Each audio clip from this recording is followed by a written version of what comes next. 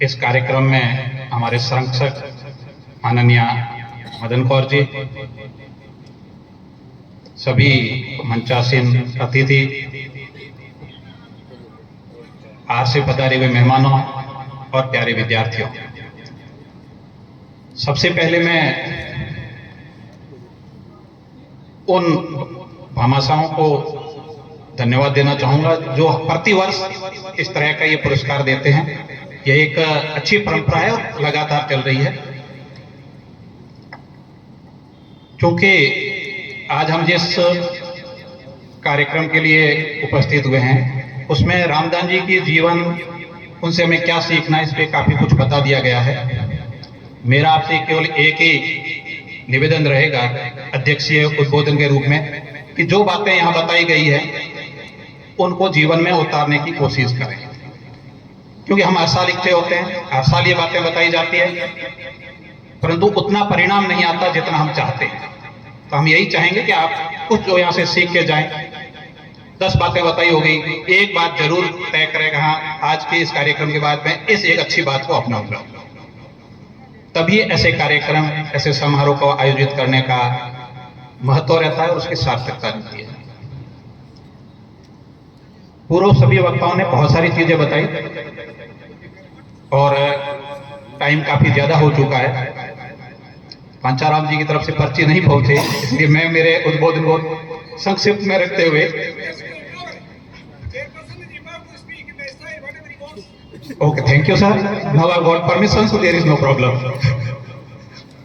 तो जो विद्यार्थी यहाँ उपस्थित हैं और उनके जो पेरेंट्स हैं, मैं कुछ बातें आपको पढ़ाई के रिलेटेड कहूंगा कि हमें किस तरह से पढ़ना चाहिए, क्या करना चाहिए, किस पे आज के टाइम में हमें फोकस करना है। टाइम बहुत चेंज हो गया है। एक टाइम होता था जब हमारे पास परसेंटेज होते थे तो गारंटी थी कि नौकरी मिल जाएगी, और आज के टाइम में परसेंटेज की कोई वैल्यू नहीं है। और मुझे, हालांकि मैंने पता नहीं किया, पर मुझे लगता है कि कल जब यहाँ से देखा होगा कि आप पहले नंबर पे किस पे दें, तो 100% वाले भी कहीं आए होंगे। तो स्थिति ऐसी हो गई है कि परसेंटेज की वैल्यू काफी कम हो गई है, और उसके कई कारण हैं। पाठ्यक्रम छोटा हो गया है, बच्चों पे ज्यादा बोझ नहीं आए, उन पे टेंशन नहीं हो, इसलिए हमने परीक्षा प्रणाली को आसान कर दिया है। परंतु इसका सबसे बड़ा नुकसान क्या हो रहा है कि ये पढ़ाई के 2 प्रकार हो गए, गुणात्मक और मात्रात्मक। मात्रात्मक ये हो गए कि 100 में से कितने परसेंटेज ले आए, परंतु गुणात्मक कब होगी, वह आपको जीवन में आगे बढ़ने में कैसे सहायक है। अगर आप 100 में से 100% ला करके भी किसी प्रतियोगी परीक्षा को पास नहीं कर पाते हैं तो वह 100% कोई काम का नहीं है। ऐसे बहुत सारे उदाहरण हैं। आज के टाइम में परसेंटेज से कोई नौकरी नहीं मिलती, यानी सबसे कम से कम नौकरी अगर बात करें, बड़ी नौकरी की नहीं, सबसे छोटी नौकरी जो चपरासी की नौकरी मान लो अभी खत्म हो गई है, तो पुलिस कांस्टेबल, ग्राम सेवक, पटवारी, जो इनिशियली LDC, वहां पर भी आपको परीक्षा देके ही आना पड़ता है। और वो अगर परीक्षा आप पास कर लोगे, उस मेरिट में आओगे, तो आपको नौकरी मिलेगी। आपके अगर 50% भी है 10वीं में, 12वीं में, परंतु आपने अगर वो परीक्षा पास कर ली तो आप उससे ज्यादा सक्सेस है जिसके 90% है। तो इसलिए आज के टाइम में परसेंटेज ज्यादा लाके खुश होने की जरूरत नहीं है, क्योंकि हमारे पास ऐसे कोई और तरीका नहीं है कि हम हर साल कैसे सम्मानित करें 12th आने वालों को, परसेंटेज से करते हैं। बाकी हम जो उनको पहले, आपसे पहले जिनको सम्मानित किया, वो सब वही थे जो कहीं न कहीं चयनित हुए थे, तो वैल्यू उनकी ज्यादा हो गई है। अब पढ़ना कैसे है, क्या है, हर बार हम बताते रहते हैं, आपके स्कूल में टीचर बताते हैं सब। तो हमारे यहाँ पर कुछ हम गलतियां करते हैं। सबसे बड़ी, हम छोटी 10वीं क्लास तक ज्यादा ध्यान नहीं देते। फिर क्या करते हैं, 9th और 11th में ध्यान नहीं देते, सब लोकल एग्जाम है, पास हो जाएंगे, ठीक है। 10th 12th में परसेंटेज बनाने के लिए हम पूरी किताब पढ़ने के बजाय पासबुक, 1 वीक सीरीज, इन पे जोर देते हैं। अब जिसका नाम ही पासबुक है, मतलब पास कराने वाली है, तो इससे ज्यादा वो किसी काम के नहीं। और पास का मतलब होता है एक आपने सीढ़ी पार कर ली, अगली सीढ़ी पे पहुंच गए। तो ये सब हम आगे बढ़ जाएंगे, आपकी क्लास चेंज हो जाएगी, परसेंटेज आ जाएंगे, परंतु आपको नौकरी में या आपके ज्ञान में वृद्धि नहीं करेगी।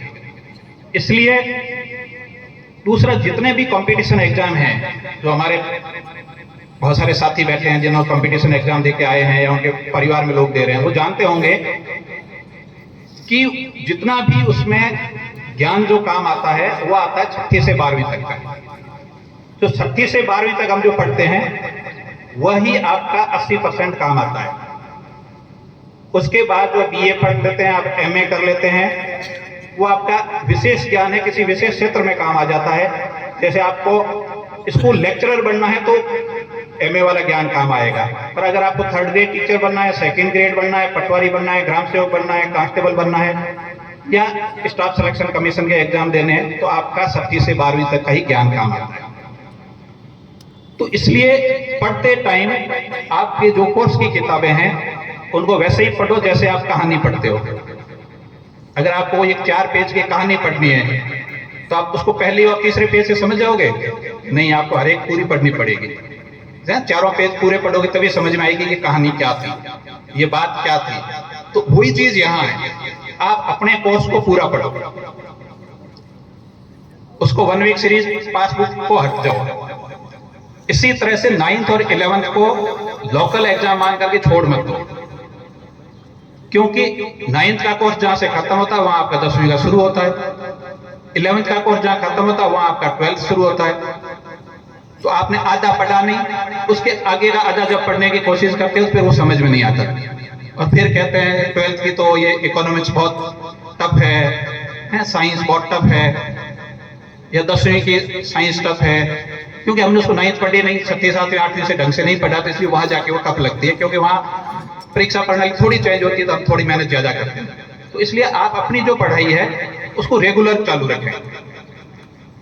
दूसरा, अगर किसी भी कंपटीशन में आपको सफल होना है तो उसके लिए एट ए टाइम, मतलब कंपटीशन के पास जो पढ़ाई करते हैं वो आपको बहुत ज्यादा महत्व नहीं देती, ज्यादा आपके उसमें कोई योगदान नहीं होता।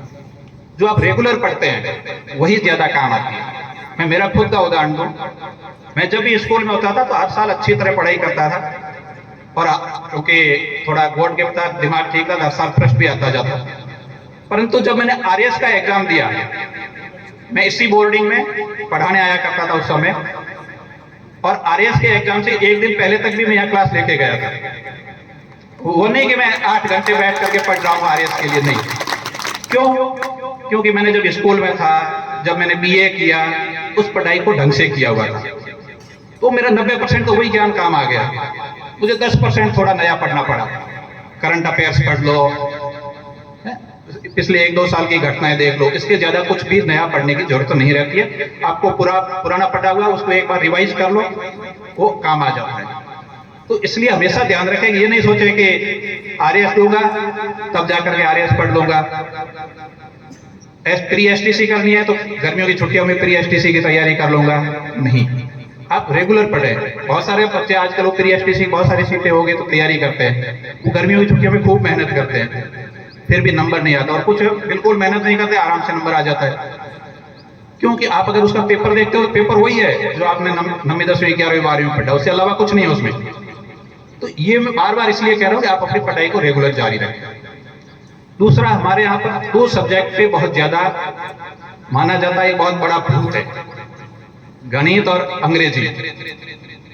और आज का टाइम ऐसा है कि इनके बिना काम नहीं चल रहा है, क्योंकि जो भी आपके कंपटीशन के एग्जाम है, हर जगह तर्क शक्ति, डायरेक्ट गणित आती है, गणित नहीं आती तो तर्क शक्ति आती है।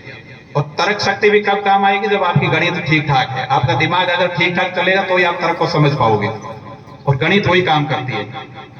तो आप जो जिस क्लास की गणित पढ़ रहे हैं, 6ठी 7वीं 8वीं, उसको अच्छी तरह पढ़ लो, तो मोटा मोटा काम उससे हो जाता है। फिर 9th 10th 11th 12th की जो मैथ्स होती है वो कहीं काम नहीं आती, 10th तक ही काम आती है। और दूसरा, अंग्रेजी, क्योंकि कंप्यूटर का जमाना आ गया, कितना भी अगर आप हिंदी में कंप्यूटर सीख लेंगे उतना नहीं सीख पाते जितना अंग्रेजी में सीख पाएंगे। अंग्रेजी में उसका काम, बहुत सारी चीजें उसकी अंग्रेजी की है, क्योंकि ओरिजिनल अंग्रेजी का है। अब हमने उसको हिंदी में ट्रांसलेट करके करेंगे पर वो ओरिजिनल अंग्रेजी का है। तो कंप्यूटर का जमाना है। फिर जब सरकारी जितने भी काम होते हैं ज्यादातर अंग्रेजी में होते हैं, तो अंग्रेजी सीखना जरूरी है। सीखने का मतलब जो आप स्कूल में पढ़ते हो उसको एक साइड मत करो। आप 5 सब्जेक्ट है 5 मानो, ये नहीं कि मेरे 4 ही अंग्रेजी को छोड़ दिया, 3 ऑप्शनल और एक हिंदी से काम चल जाएगा। ऐसा ना करें। आप इस अंग्रेजी को पढ़ें और आराम से पढ़ सकते हैं, ऐसा नहीं है कि नहीं पढ़ सकते। मैं खुद हिंदी मीडियम का विद्यार्थी हूँ, 12वीं तक रेगुलर पढ़ा हुआ हूँ। उसके बाद मैंने कॉलेज नहीं गया हूँ, मैं प्राइवेट BA और MA किया हुआ है। तो 12वीं तक रेगुलर पढ़ा हुआ हूँ हिंदी मीडियम से, और वही अंग्रेजी गांव में पढ़ी हुई है ना। तो गांव में तो अभी भी डर है कि अंग्रेजी को छोड़ दो, टीचर भी अंग्रेजी अच्छी तरह पढ़ाने वाले नहीं होते हैं। परंतु जब मैं IRS में गया तो वहां क्या था कि पूरा का पूरा सब काम अंग्रेजी में। भारत सरकार में हिंदी में कोई काम का नाम ही नहीं। जब साल खत्म होता तो एक ही नोटिस मिलता है कि आपने हिंदी में काम क्यों नहीं किया, है ना। तो इतना पूरा काम अंग्रेजी में। अब शुरू में गए थे हिंदी वाले, हिंदी भाषी है, हिंदी में काम करेंगे। एक आधे महीने बाद ये लगा कि जो कानून की बातें हैं या जो भी लॉ के चीजें हैं, सरकारी कामकाज के जो है, वो अंग्रेजी में ज्यादा आसान है हिंदी की बजाय। इसलिए आप देखते होंगे हाई कोर्ट में, सुप्रीम कोर्ट में जो वकील बहस करते हैं वो अंग्रेजी में करते हैं, क्योंकि कानून को पढ़ना अंग्रेजी में ज्यादा आसान है, हिंदी ज्यादा मुश्किल है। तब मैंने मेरी माध्यम को चेंज किया। जब तो यहाँ हिंदी से तो पढ़ता नहीं पढ़ने वाला, तो अंग्रेजी में चेंज किया। और हमारा 150 का बैच था IRS की ट्रेनिंग का, उसमें हम 6 जने थे हिंदी भाषी। तो ये भी इसलिए कि जो भारत सरकार के और बड़े जो एग्जाम होते हैं वो हिंदी भाषी कम आते हैं, क्यों अंग्रेजी में हर चीज अवेलेबल है। और उसके बाद जब मैंने मीडियम चेंज करके फाइनल एग्जाम दिया तो मैं पूरे 150 के बैच में टॉपर था, मीडियम बदल करके भी। और वो भी किस साल में? 32 साल की उम्र में। आप तो अभी पढ़ने की उम्र है, तो ऐसा नहीं है कि हम नहीं कर सकते। तो ये बहुत जरूरी है कि इन 2 सब्जेक्ट पे आप फोकस करें। इसके साथ साथ आज के टाइम में एक बहुत बड़ी दिक्कत ये हो गई कि हम पढ़ के करेंगे क्या, ये क्लियरिटी नहीं है। तो 2-3 चीजें जो है वो मैं क्लियर कर दूं कि एक तो इंजीनियरिंग जहां भी जो बच्चे करते हैं, जो पेरेंट्स है, जो नए बच्चे हैं, अगर आपके इंजीनियरिंग में अच्छे कॉलेज में सिलेक्शन नहीं होता है तो आप उस इंजीनियरिंग की तरफ मत भागें। राजस्थान के अंदर इतने सारे प्राइवेट इंजीनियरिंग कॉलेज है और उनसे निकलने वाले किसी को न